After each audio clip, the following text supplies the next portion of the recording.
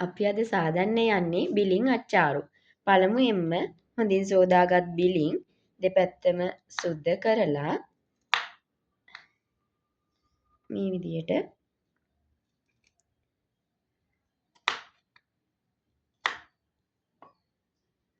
කපා ගන්නවා.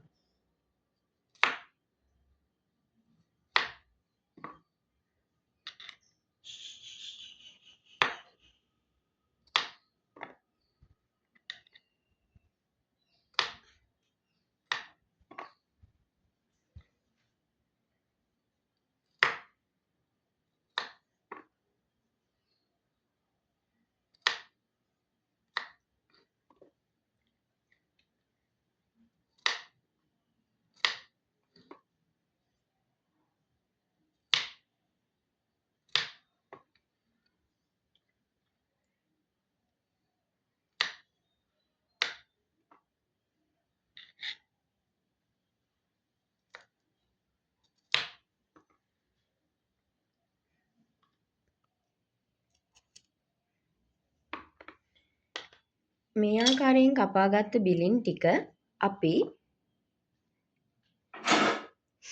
භාජනයකට දමලා වතුර සිඳෙනකන් තම්බා ගන්නවා. අපි මේ තම්බා ගන්නේ වතුර නොදා. මේ විදියට ඉතාමත් අඩු ගින්දරෙන් එය තැම්බීමට තබන්න.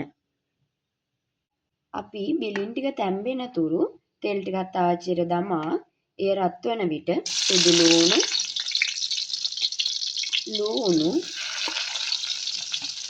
දමා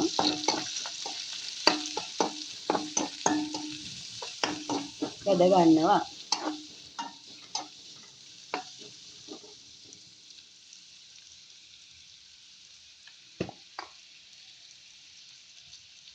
එයට කහ සල්පයක්ද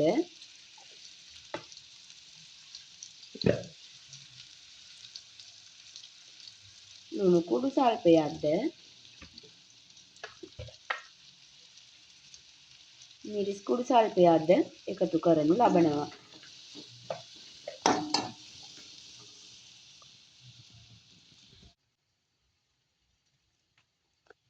මේ ආකාරයට තැම්බෙන බිලින් එකට ලුණු සල්පයක් දමා කවලම් කිරීමක් කරන්න. එය මද ගින්දරේ සෙමින් තැම්බෙන්නට හරින්න වතුර සිඳෙනකම්. මෙය බැදීගෙන එන විට එයට සූදුරු සල්පයක්ද අබෑට සල්පයක්ද එකතු කරන්න.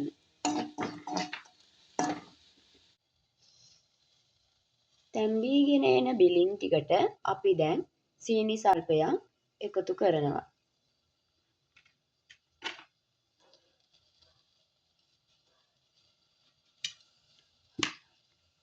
සීනි දමා මෙලෙස බැදුණු පසු එයට අපි සාදාගත් අර මිශ්‍රණය මෙයට එකතු කිරීම කරනවා.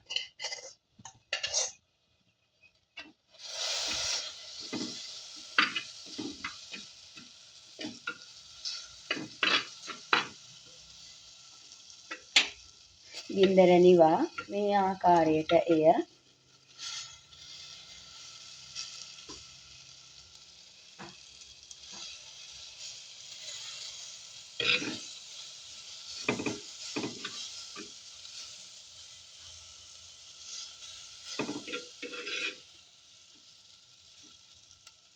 කවලම් කරන්න. මේ ආකාරයට සාදාගත් බිලින් ටික අපි බෝතලයකට මෙලෙස අසුරනවා.